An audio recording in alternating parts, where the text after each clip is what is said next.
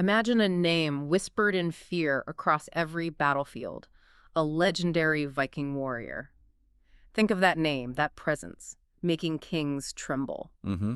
The classic image. Right. Now imagine that same warrior, not as some towering brute, but, well, as a man born with legs so twisted, so profoundly boneless, he couldn't even walk. It completely challenges that image, doesn't it? It really does. This isn't just some fuzzy myth. This is the incredible, often brutal saga of Ivar the Boneless, a figure who just defied all physical limits to become one of history's most terrifying and, frankly, effective leaders. Absolutely terrifying. So today we're doing a deep dive into the life of this really enigmatic figure. He was known as the Serpent of the Shield Wall, sometimes the Cunning Wolf of the North. Great names. Very evocative. Really are. Yeah. And our mission here is to unpack the sources, the old sagas, the historical accounts, to try and see how a boy who many thought was cursed by the gods not only survived, but completely thrived. Became one of the most feared Viking leaders ever. Exactly. We'll look at the unique challenges he faced, the brutal path he took, and the kind of chilling legacy he left behind. We want to give you a shortcut, really, to understanding this incredible and, often terrifying figure. I think what's so captivating about Ivar's story, it goes way beyond just Viking raids and, hacking and slashing. Right. There's more to it. So much more. It's this deep look at the power of the mind. The psychology of vengeance, actually, is a huge driving force, and it completely redefined what strength can even mean. How so? Well, his saga just forces us to question our assumptions about leadership, about power. History often focuses on the physical side, right? The big warrior. Sure, the brute strength aspect. Exactly. But Ivar's life just slams that idea. It reminds us that intellectual and strategic genius can be far, far more fearsome and way more effective than any muscle-bound champion. Yeah. His journey really makes you reconsider what makes a leader powerful and, frankly, deeply feared. Okay, so let's start at the beginning then. His birth. It sounds pretty dramatic, almost tragic. It really does. Son of legends, right? Ragnar Lothbrok and Aslog the Wise. Two huge names. And the sagas, they paint this really poignant picture when he arrives. His mother, Aslog, known for being so composed, apparently just gasped in sorrow when she saw him. Mm-hmm. Understandable. His upper body was strong, they say, his eyes fierce, but his legs, horribly malformed, described literally as boneless, twisted, weak. And the whispers started immediately. Instantly. Chillin' stuff. Cursed by the gods, an ill omen, destined for a short, miserable life. You can only imagine what that must have felt like for his mother, dealing with his condition and that kind of condemnation. Oh, absolutely. And you have to remember the context here. Yeah. In Viking Age Scandinavia, physical deformities, they weren't just seen as bad luck. No, it was more loaded than that. Much more. Often seen as direct divine punishment. A curse from the Norns, maybe? Or some evil spirit. That child would face huge stigma, likely ostracization. But Aslog wasn't just any mother. Not at all. Daughter of Sigurd, the dragon slayer, steeped in myth and power herself. And she had this gift, right? Prophecy, visions. Yeah. So she didn't just despair. The sagas talk about these profound dreams. She had visions of a massive serpent, boneless but incredibly mighty, coiling across the whole world, striking down kings. Wow. A serpent with no bones. Exactly. And holding her infant son, she's said to have whispered this incredibly powerful prophecy that just kind of defined him forever. You shall not walk, my child, but the world will crawl before you. Chilling. It really is. And it raises that big question for us, doesn't it? Did that prophecy shape his destiny? Did it give him that iron will? Or did it just foretell what his amazing mind and willpower would achieve anyway? Like, was it destiny or determination? Exactly. The classic chicken and egg. It's fascinating to think about. So his father, Ragnar, legendary warrior, man of action, he must have had doubts at first, maybe even dismay. You'd think so, wouldn't you? Oh. Any father might.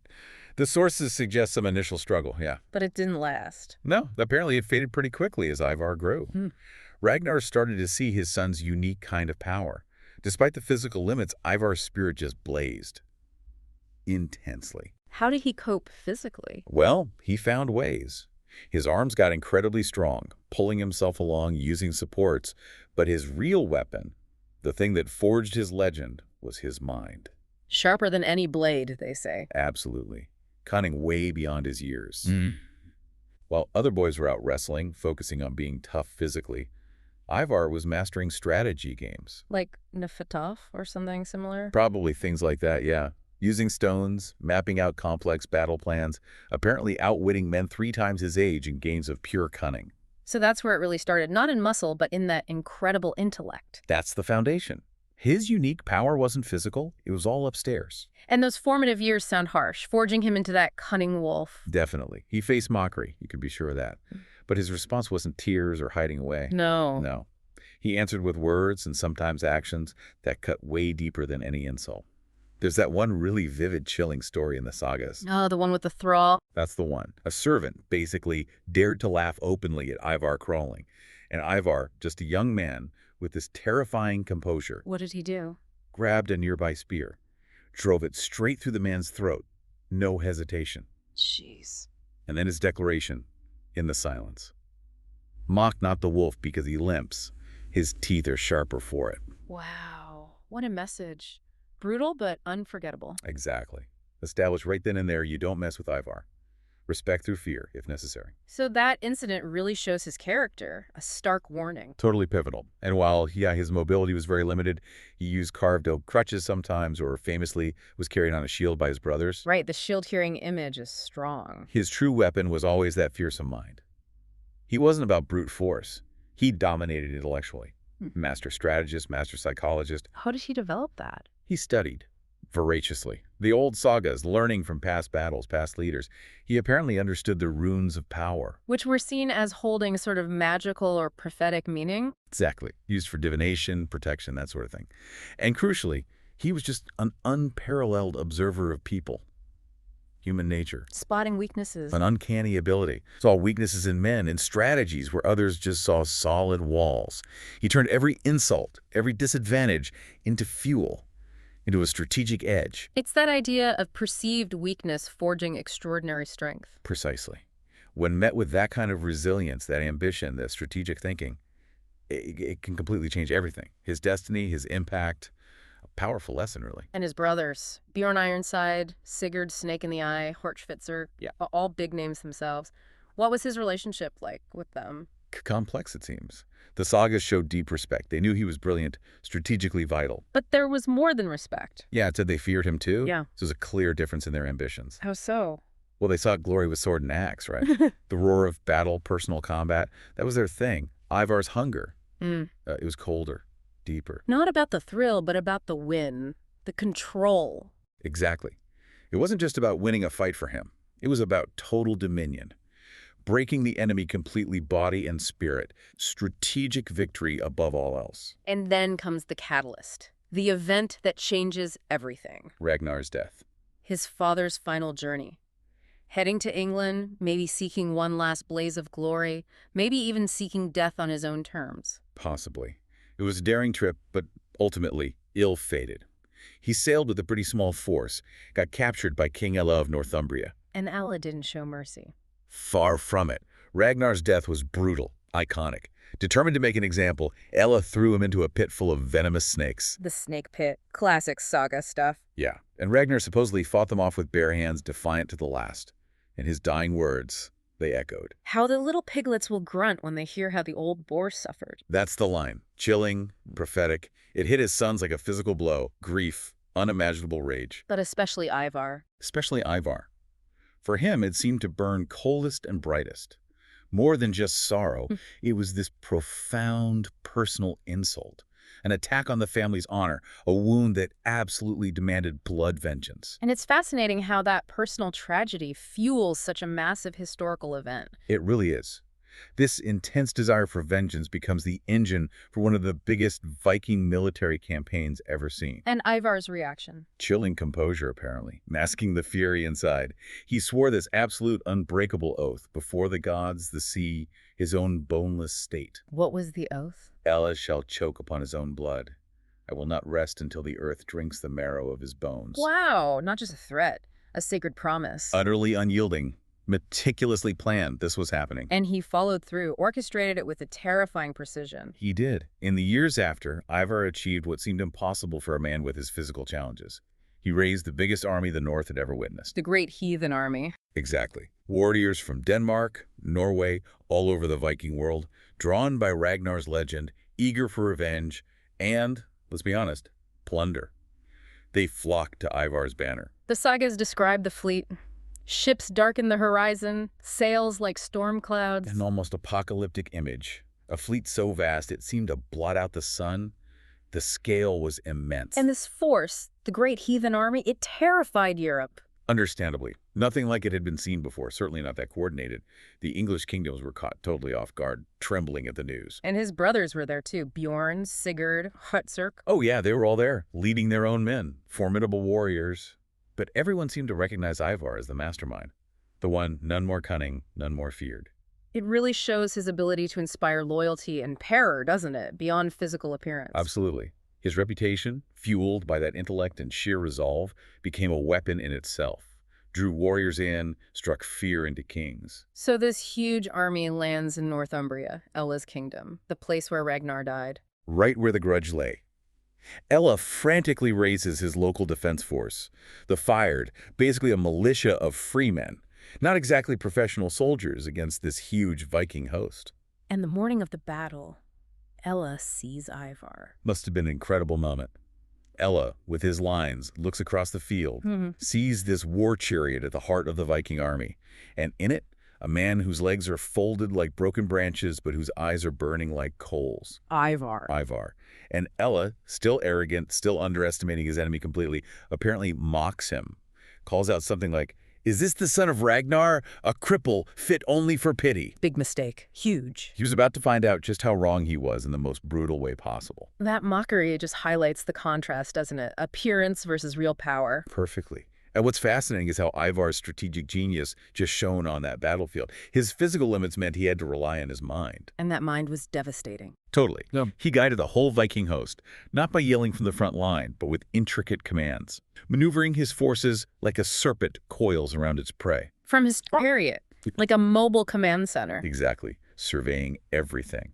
He used brilliant tactics, shield walls that bent, seemed to break, and snap shut, trapping enemies, feints, sudden charges, ambushes, all flowing seamlessly from his command. It raises that question again. How much more devastating is a brilliant mind on the battlefield than just raw physical strength? Ivar's victory answers that pretty clearly, I think. It wasn't just about numbers. It was a masterclass in mental superiority and warfare. So the Vikings win decisively. Ælla is captured. Captured alive, brought before Ivar himself. And then the elephant. Then came the grim fulfillment, the chilling execution ritual, the blood eagle. Now, historians debate the exact details, or even if it happened exactly like the sagas say. True, there's debate. But the tradition describes this gruesome process. Ribs severed from the spine, lungs pulled out through the back to resemble wings. Truly. And Ivar reportedly watched the whole thing. Silent, unmoving, face like stone, until Ælla's screams finally stopped. Then? His final words, spoken with his eerie calm. "Now my father rests. Vengeance delivered." Coldly. Precisely. And they didn't stop there, did they? Ælla's death wasn't the end. Not by a long shot. The Great Heathen Army, with Ivar still as a key strategist, just kept going, carved a path of conquest across England and even beyond for years. Towns burned, kings fell, churches stripped. Total devastation in many areas. The English were terrified, called them heathens, demons, sons of Loki himself. It was an existential threat. And Ivar's role remained central. Undeniably. Even though he couldn't walk, he ruled that massive, terrifying force through fear and sheer strategic brilliance. His chariot rolled over battlefields strewn with the dead. His black raven banner, Odin's symbol, spread terror. Ruthless but calculating. That seems to be the picture. Starving cities into submission with long sieges, breaking warriors with cunning ambushes, not just head-on assaults. So the priests cursed him as soulless. While his own men called him Cunning, the King of Hearts. King of Hearts? That sounds almost positive. Well, not because he was charming or kind. Yeah. It was about awe, dread. They feared him, sure, but they respected his genius, his resolve. They believed he was touched by the gods, perhaps. And he delivered results. Victory, plunder. Exactly. He made them rich, powerful. That psychological hold he had, transcending his physical state, forging that bond. It's fascinating. Leadership built purely on strategic success and terrifying will. But even Ivar couldn't live forever. The twilight of the boneless. The accounts get a bit hazy. Yeah, they vary, which just adds to his mystique, really. Some sagas say he ended up ruling as a king in Ireland, feared by everyone, until old age got him. Others say he died in England. Others claim that, yeah, maybe his unique physical condition finally caught up with him. Bones too weak for his spirit, perhaps? We don't know for sure. But his death marked the end of something unique. Definitely. The end of an era of that particular kind of terrifying leadership. And there's that legend about his burial, too. Oh, yeah, that's one of the most intriguing bits. It said that as he felt his end coming, he planned his own grave meticulously. How so? Had himself buried in a mound but packed with iron and stone, like a fortress grave designed to be impossible to disturb. To protect his remains. Seems like it. And the legend goes that years later, some invaders, maybe Saxons, maybe rival Vikings, dared to try and dig into this sacred mound. Wow. A mysterious plague supposedly struck them down. They fled in terror. Wow. True or not, it says a lot. It really does. It raises that question. Yeah. How deeply can someone's legend, their reputation, become intertwined with their actual impact, even after they're dead? Like his fear factor lived on. Exactly. His reputation continued to wield power, inspire fear, generations later. A testament to the huge psychological shadow he cast. So let's try and wrap this up. What does Ivar's story mean for us? His legacy. It's extraordinary. Whispered in fear and awe for centuries, indelibly marked on history. A cripple who became a conqueror, a son who avenged his father in the most brutal way imaginable, a man described as having no bones, yet harder than iron. Called both cursed and chosen by Odin, a total paradox, which sums him up perfectly. Yeah. And as we finish this deep dive, I think we can say the world had truly never seen anyone like him before. Or since, really. His story just reveals this incredible, almost defiant power of the human spirit, doesn't it? To overcome, adapt, dominate, even against overwhelming physical odds. Absolutely. He took what most would see as an impossible weakness, a curse, and somehow twisted it into this potent source of strength. It forces us even today to rethink what power, leadership, and command really mean. It certainly does. Challenges so many assumptions. So maybe a final thought for you listening as you reflect on Ivar's unbelievable journey. What aspects of his story resonate today? Yeah, his cunning, maybe his ruthlessness, that ability to inspire dread and loyalty, all while dealing with huge physical challenges. Do you see echoes of that in leadership now, even in totally different fields? What does his saga teach us about how we define power or strength, or even the idea of a curse in our own lives? Definitely something to think about. Long after the echoes of battle fade and the serpent's coil has passed.